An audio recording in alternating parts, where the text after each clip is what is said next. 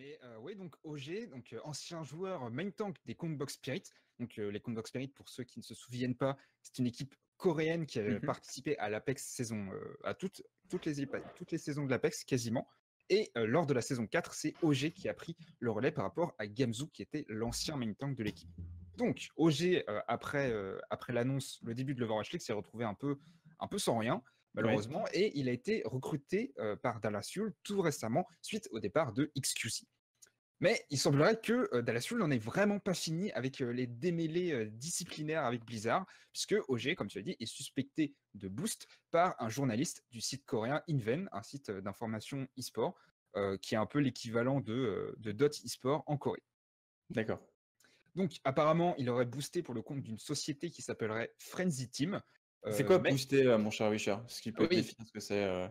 Booster, alors tout simplement, c'est quand on est un joueur, on prend le compte de quelqu'un d'autre qui ne nous appartient pas et on joue en ranked avec ce compte-là pour essayer de le faire grimper le plus haut possible. En général, c'est plutôt les joueurs professionnels, les très haut classés, donc Grandmaster, Top 500, qui vont aller prendre le compte de personnes Gold, Platine, voire ça, Diamant. C'est strictement interdit par Blizzard, ça, du coup. Et oui, le code de conduite de Blizzard l'interdit complètement, et c'est encore plus vrai pour les joueurs de l'Overwatch League, donc ce qui est devenu OG tout récemment. Mais ce n'est là que des suspicions, et aucune déclaration de la part de l'Overwatch League ou de Blizzard n'a été faite à l'heure actuelle. Peut-être qu'une enquête est en cours, on n'a pas vraiment d'informations à ce sujet pour l'instant. Mais après, est-ce que ce comportement ne serait pas compréhensible de la part d'OG, sachant que après la fin de l'Apex saison 4 et le début de l'Overwatch League, il s'est un peu retrouvé sans rien du tout. Aucune équipe n'a essayé de le démarcher avant Dallas Fuel, et il n'avait pas d'équipe non plus pour participer à d'autres compétitions comme les Contenders Trials ou l'Open Division en Corée. Donc, est-ce que ce moyen n'aurait pas été pour lui le seul moyen de vivre d'Overwatch et de continuer à essayer de se démarquer pour être recruté par la suite? Est-ce que ça, c'est une question un peu épineuse, et du coup, Izzy, je vais te demander, est-ce que tu penses que ces soupçons autour d'OG seront confirmés, et si Dallas Fuel va bien s'en tirer après ça, si c'est le cas? Alors, ce qu'il faut savoir, c'est que dans tous les cas, Blizzard vont savoir oui ou non s'il la boost, parce que ils ont les IP de tous les comptes, ils peuvent très bien traquer son IP. Donc ça, c'est pas un problème, ils vont le savoir, on va avoir l'info bientôt ou pas. S'il y a rien qui sort, c'est qu'il est clean et que c'est du fake. Pour le coup, pour Dallas, j'espère pour eux que c'est du fake, parce que ils sont juste pas bien, ils ont perdu XQC, ils jouent avec Temu en main tank, et on voit les résultats qui sont pas très très bien en ce moment, donc il leur faut un vrai main tank, et si possible un main tank coréen. Donc oui, est-ce qu'il va être ban, est-ce qu'il va pas être ban un peu je crois qu'il y a un autre joueur, je crois que c'était Philadelphia Fusion qui a eu des suspensions pour boost, je crois. C'est Sado. Ouais, c'est ça, exactement. Donc à voir. Il n'y a que Blizzard qui le sait pour le coup.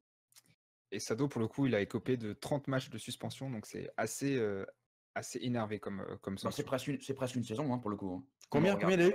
30 matchs. 30 matchs, ah oui, d'accord, ok. Et il reste dans l'effectif de Philadelphia? Ouais. Je crois, oui.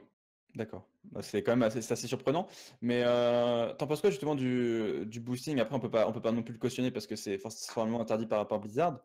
Mais on va dire que parfois les joueurs ils n'ont pas le choix. Enfin, après, je pense que les joueurs ils sont parfois, quand on décide de se dédier à fond sur le jeu, c'est pas forcément on rentre pas, quand on n'est pas dans une équipe professionnelle, on n'a pas forcément de salaire, on va dire. Donc la situation financière est pas tout le temps facile. Est-ce que tu comprends, mais est-ce que voilà, c'est peut-être pour ce joueur-là, c'est compréhensible de tomber malheureusement dans une situation comme ça, forcée en fait. C'est difficile parce que les situations elles sont pas bien. Je peux le comprendre tout à fait. Je veux dire, c'est pareil pour moi, hein, c'est le cas pour tous les joueurs européens. Il y en a quelques Américains et quelques Coréens aussi. C'est des situations qui sont pas faciles. On a soit pas de team, soit pas de rentrée d'argent. Après, je pense qu'il y a d'autres façons de gagner de l'argent que de faire du boosting. Surtout quand, je veux dire, on a le choix de faire quelque chose qui est accepté par Blizzard ou quelque chose qui n'est pas accepté par Blizzard. Je veux dire, on peut soit faire du boosting et on sait qu'à tout moment, on peut se prendre la main dans le sac et se faire avoir, soit on se dit pourquoi pas faire du coaching. À la place de booster ces joueurs-là, leur apprendre ce qu'on sait. Certes, ça paye beaucoup moins, ça je suis tout à fait d'accord, ça prend peut-être plus de temps aussi, mais si tu mets tout dans un jeu vidéo, tu essaies de bien te faire voir. Si tu commences à faire des choses qui sont illégales, entre autres, j'appelle pas ça se mettre à fond sur le jeu d'un coup, pour le coup, tu vois. Je veux dire, tu mets toutes les chances de ton côté. Dis C'est ça. pas, bah, je vais gagner 50 balles et me dire, bah, il y a moyen que ma carrière s'arrête parce que bah, j'ai boosté. Je trouve ça un peu trop risqué pour le coup. Donc, est-ce que je cautionne ça? Non, je pense pas. Après, bah, c'est dur. Ouais. Ça, je peux comprendre que la situation sur Overwatch est très dure. Il y a des joueurs qui gagnent beaucoup, il y a des joueurs qui gagnent rien. Ouais. C'est les contraires, quoi. Et donc, il faut faire Ouais. avec. Faut faire avec. Mais bon, Ouais, et dur, quoi. pour moi, cette situation, si je peux me permettre de partir sur un autre sujet, cette situation, elle va évoluer et on en parlera surtout avec le point de Suri à propos de Nate Lanzer. Et, Ouais. mais bon, je pense que tout va évoluer, les situations vont Ouais. évoluer, le jeu va évoluer et tout va se concrétiser et devenir beaucoup mieux. D'accord, donc à voir justement s'il y avoir une amélioration là-dessus. Tu penses quoi, toi, justement, Witcher, toi qui as travaillé sur petit peu sur ce sujet de boosting, parce que j'entendais aussi des gens qui disaient, ben, finalement, après, comme disait Suri, bah, il faut en accepter toutes les règles, parce que accepter les règles, c'est les règles dans le jeu, mais aussi c'est les règles de déontologie, finalement, du jeu qui sont imposées par Blizzard. Toi, t'en penses quoi, finalement, de cette situation, parfois que, en effet, ce qu'expliquait le joueur, c'est qu'il était un peu dans une situation précaire. Bah, c'est vrai que ça se comprend. Je ne vais pas Mhm. non plus cautionner ça parce que bon, Non, voilà, on peut c'est pas cautionner. Ouais, ouais, pas très légal. Mais bien sûr. le raisonnement qui se tient derrière est compréhensible. Mais c'est pas non Ouais. plus quelque chose que, comme l'a dit ici, comme l'a dit Easy, c'est si tu veux avoir tes chances, si tu veux pouvoir percer, tu mets toutes les chances de ton côté. Et C'est ça. c'est pas en gagnant 50 euros par-ci par-là, en montant un compte Grandmaster qui va redescendre immédiatement après parce que le mec a Oui. pas le niveau pour jouer dans ce rang-là, que tu vas Mhm. continuer à persister et percer dans Overwatch. C'est plus une solution à court terme pour pouvoir vivre à Ouais, c'est ça l'instant en fait. présent que quelque chose de pérenne.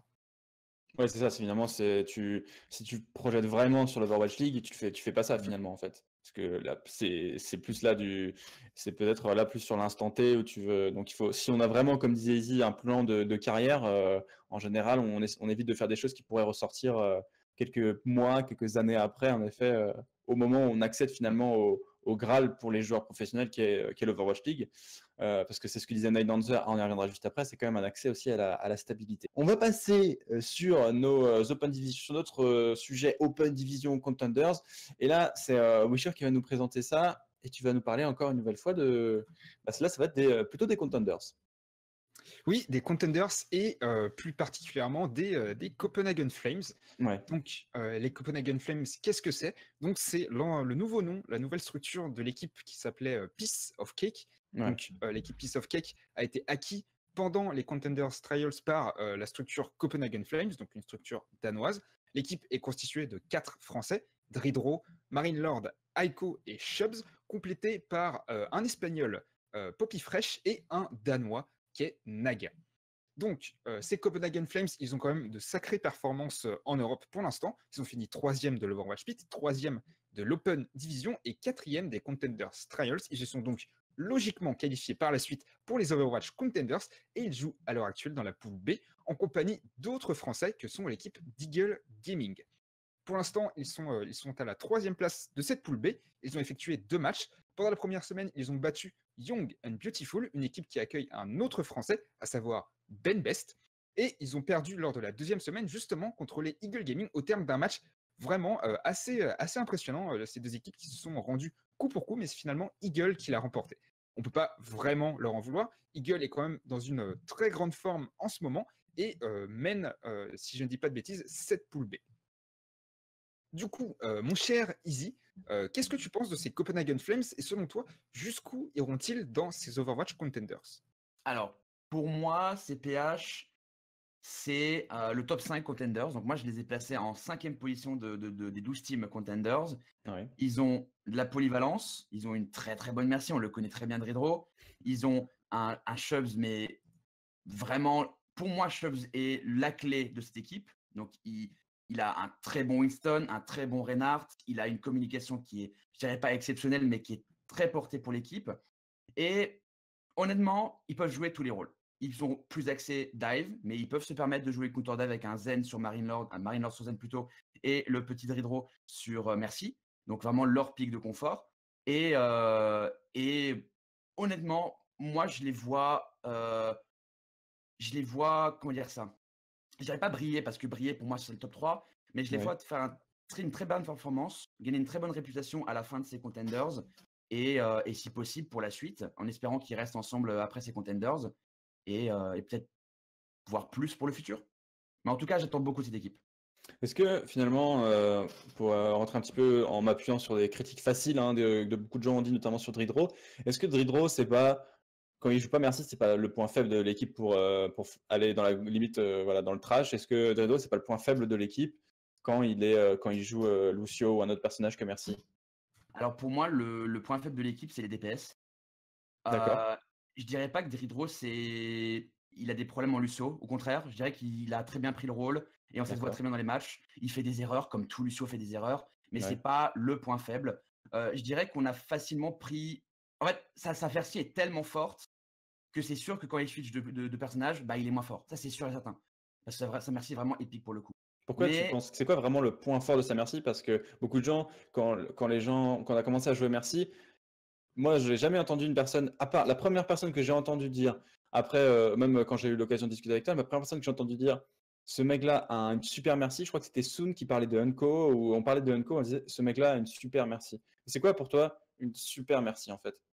tout d'abord, c'est une Mercy qui va gérer les moves, donc qui va gérer les Ouais. mouvements, qui va pouvoir esquiver des assauts, des dives, ce genre de choses.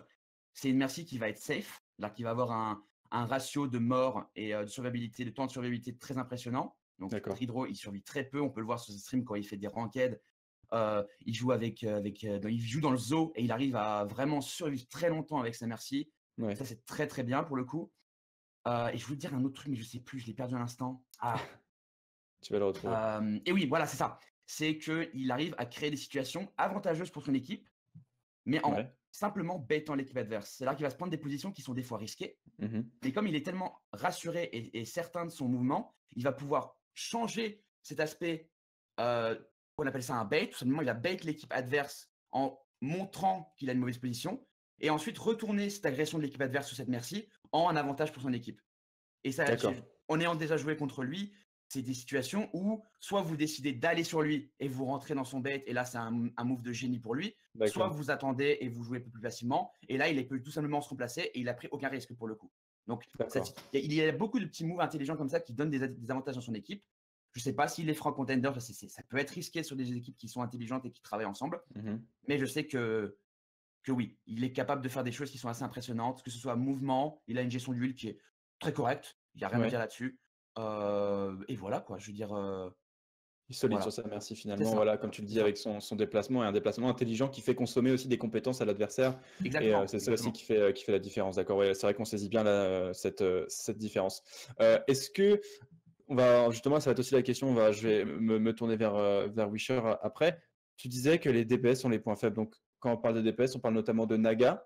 Est-ce que Naga, moi j'avais trouvé, vu que j'ai l'occasion de commenter les tournois, Naga sur la première semaine, je l'avais trouvé plutôt intéressant, voire même parfois impressionnant sur ses pics.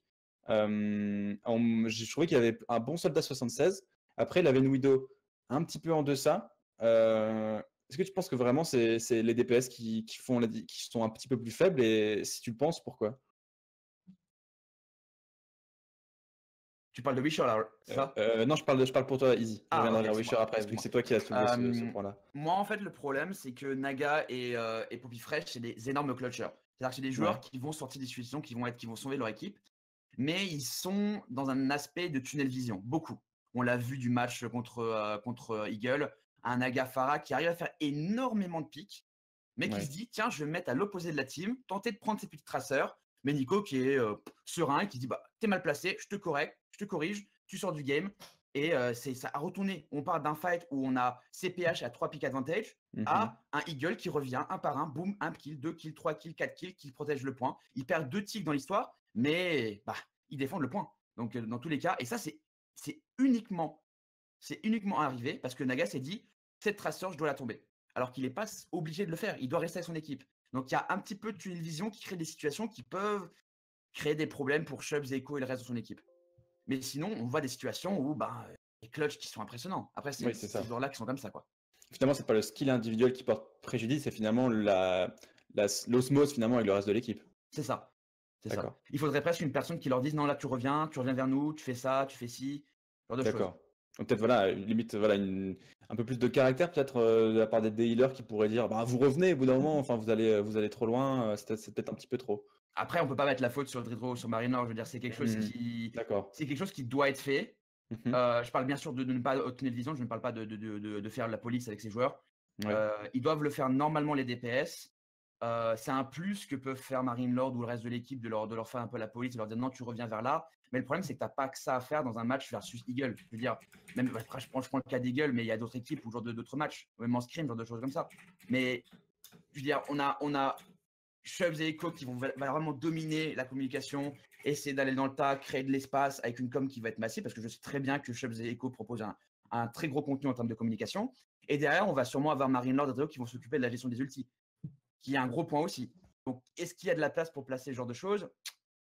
Difficile de répondre pour le coup. Ouais, difficile de répondre à cette question. À voir maintenant avec le temps. Wisher, toi qui as mis en avant cette équipe, qu'est-ce que tu en as pensé? Aussi, est-ce que tu as à peu près les mêmes visions que Easy ou est-ce que tu as décelé d'autres choses justement qui ont permis le succès de Eagle Gaming ou la défaite de Copenhague? Bah, je trouve que pour les Copenhagen Flames, c'est assez vrai ce que disait Easy, c'est que la backline est vraiment très solide. Je vois rarement des first pick sur un des supports de Copenhagen Flames. C'est quand même assez un point fort parce qu'un first pick sur un support, c'est un fight de perdu quasiment. Ouais. Et donc là-dessus, vraiment très bon point. Les tanks aussi sont vraiment bien coordonnés. Pas grand-chose à dire là-dessus. La communication a l'air d'être vraiment très propre entre les deux tanks. Et oui, c'est plutôt sur les DPS que ça pêche. D'après ce que j'ai vu, il y a quand même de très beaux moves qui sont faits de leur part, mais c'est pas quelque chose d'assez consistant pour pouvoir faire la différence à tout instant, selon moi en tout cas. Alors que du côté d'Eagle, on a vu Nico et Flippy qui étaient tout simplement on fire 100% du temps quasiment. Et que ce soit Nico pendant la première semaine ou Flippy pendant la deuxième semaine, justement contre les Copenhagen Flames. Donc vraiment, là-dessus, des DPS beaucoup plus solides. Et je pense que c'est ça qui a fait la différence contre les Eagles. Ouais, ben c'est vrai que à voir maintenant. De toute façon, on va reparler de Eagle, on va reparler forcément de ce match entre Copenhagen Flame et Eagle Gaming. On va en parler de Flippy juste après justement une petite pause, donc une petite pause technique parce que on a notre remplaçant qui est sur le banc et qui a envie de rentrer depuis tout à l'heure. Donc on va marquer une petite pause et on revient dans une minute ou deux. Ne vous inquiétez pas, restez bien assis. À tout de suite.